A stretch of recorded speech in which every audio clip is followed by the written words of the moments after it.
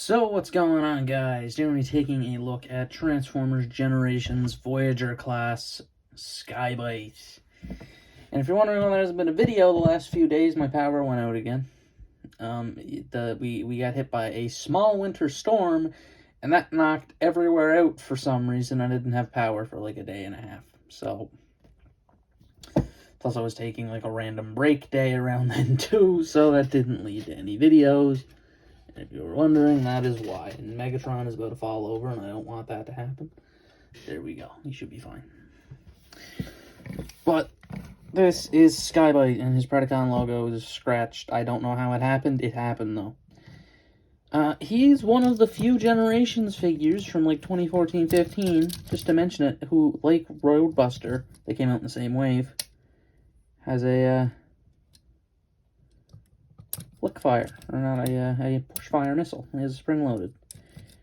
Which is weird, because they kind of got rid of them for a while, and then they came back for just those two in Leader Jetfire, ironically. And they were, like, dead last. I got them both at Canadian Tire when I was a kid. They were both there, never showed up in Walmart or anywhere like that. I only ever seen them in Canadian Tire, and that was it.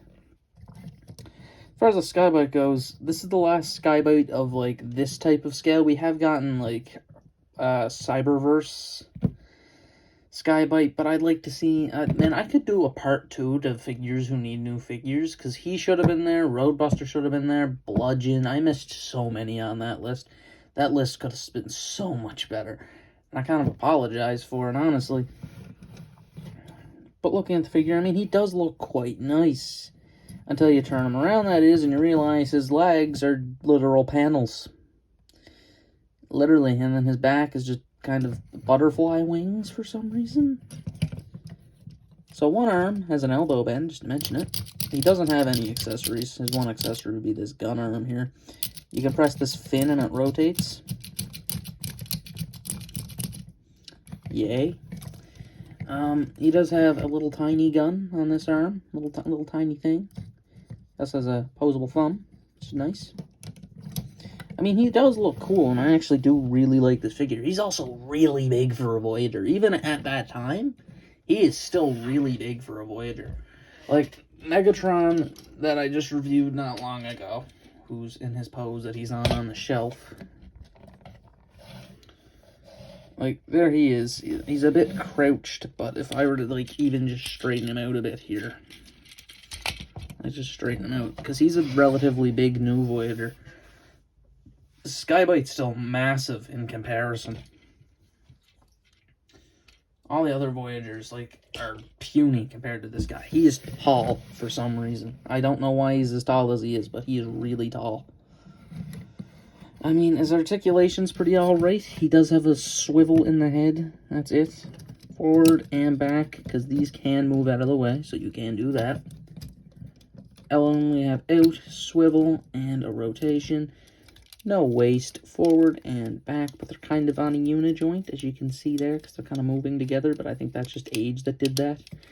Outward, a swivel, a knee, which comes untabbed a lot.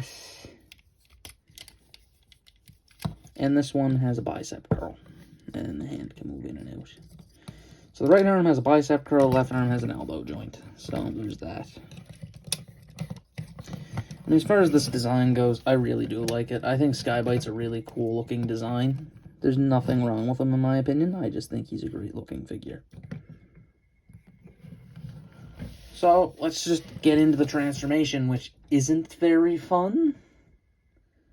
So to transform Skybite, first thing I like to do is come to the arm here and then unfold it, because it's panels. This guy is panels. Literally panels. So unfold the arm and do that. Fold that around like so, and that might be... No, there's actually no reason that would have got scuffed, genuinely. And then come to the chest and pull it out. You can then flip the head down, but rotate it around like so. Come to the back, and you can fold out these panels. And then kind of like fold them out a bit more. So you're going to take his arms in the meantime, you're going to fold them back and make sure the fins are facing upward. So the fins on the shoulders are facing upward.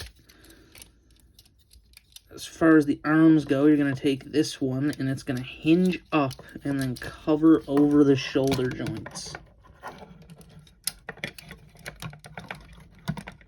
Like so.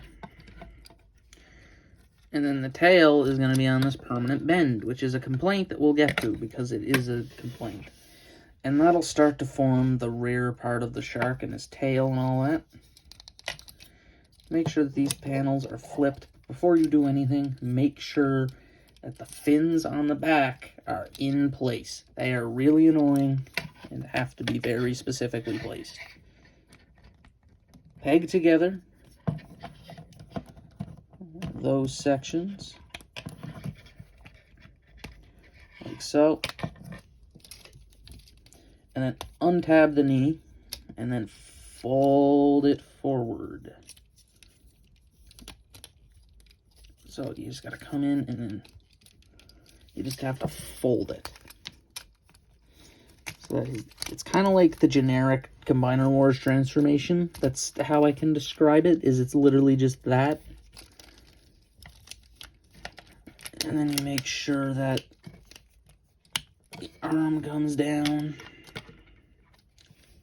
And then you got to get the fin there. And then comes the fun part of the transformation, where he looks like an exploded shark, obviously. Fold that down, like so. And then come in here and then get that shark fin into the groove. Now with the mouth, just open it. I'd recommend it.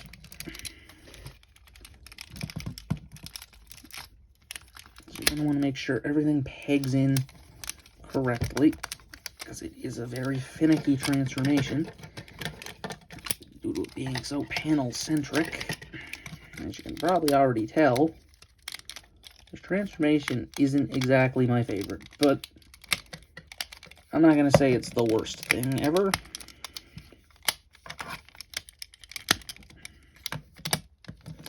I'm just trying to get it lined up. We'll do that in a minute.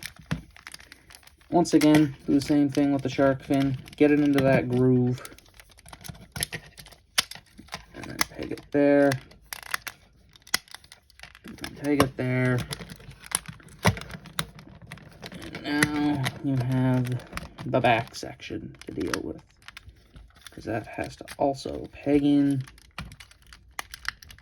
like so.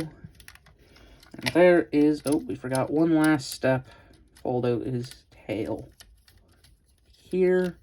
And there is Skybite's alt form, which cannot sit on the ground because it's in a random jumping pose. I don't know why, but it is.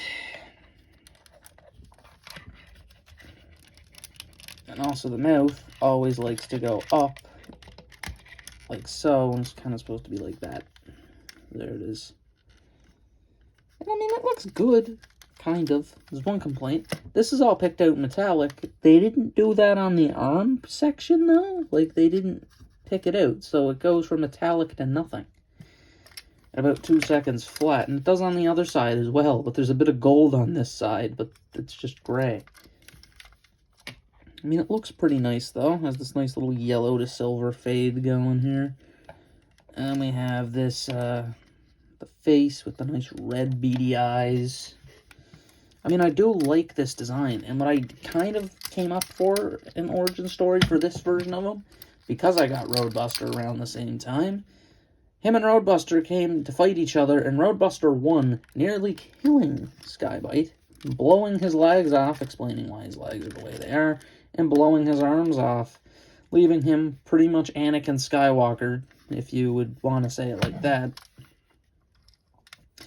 Leaving him getting terrible augmentation done to him, making him look like a weird cybernetic freak. That's my origin story for him, though.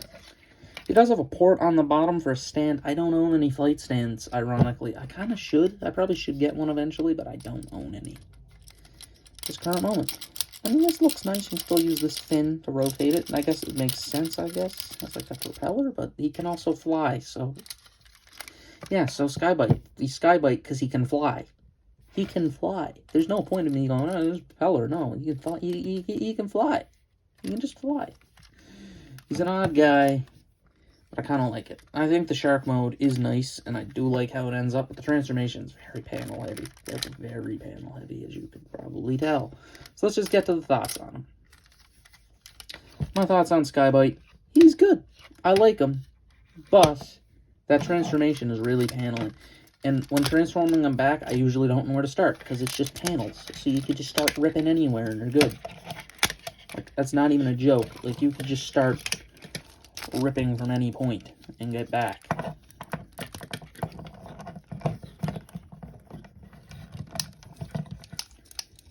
I mean, as far as the figure goes, he is decent, and he is good. Was he the best thing that came out at the time? Oh, no. I think Roadbuster might slightly be better than him. Like, the Skybite is good, but he just has flaws, such as being way too thin in the leg area and his right arm, because they're just panels. The fact that the figure is literally made of panels is an issue to me. It is an issue. He's literally made of them. Like, the panels on the back, understandable, because that happens all the time with figures where they have some panels on the back. But in this case, they made a whole limb. Not one whole limb, 3 limbs out of panels, practically. And no, my origin story's not going to justify it. I don't care. They designed this figure kind of poorly in that sense of, oh, let's just make him panels. And they did. And as you can see, transforming him back was no hassle, because he's panels. You just flip panels and then put it back to where it was. Because isn't that just a panel former?